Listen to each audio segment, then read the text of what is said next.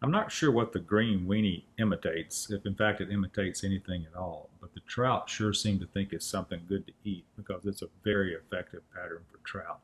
And on top of being very effective, it's also really easy to tie. The green weenie can be tied on almost any hook, but I prefer a 60-degree jig hook, but certainly a nymph hook of any sort would work fine. And this is a Sabre 5230 wide gap jig hook. And the bead I'm using is a silver 1/8 inch tungsten bead. The thread I'm using is 140 denier Vivus power thread in chartreuse, and I get it started just behind the bead of the hook and wrap all the way back to the bend of the hook. And I see I have a little stray fiber trapped in there, but that won't hurt anything. And then bringing our thread all the way back to the front of the hook, we trim off our tag end.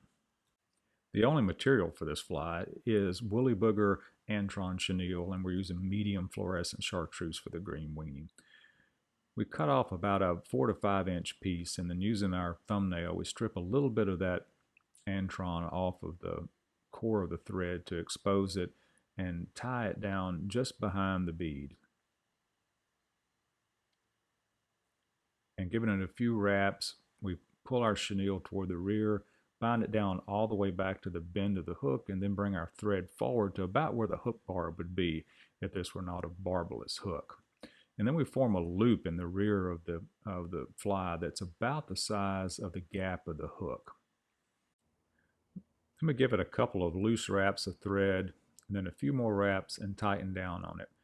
We pull back on our chenille and wrap back to behind the bead and begin to wrap our thread forward. And I like to hold each wrap with my finger on the other side of the hook, the opposite side of the hook, as I make each wrap to maintain the tension. And we'll give it 3 or 4 wraps, and we want to really snug it in behind the bead. And then we take a couple of loops of thread over our chenille to bind it down just behind the hook eye. Give it a couple of more wraps, pull it back and trim off our tag end, and drive a little bit of extra there. Chenille, let's trim that off, and then give it some wraps just behind the bead to bind it down.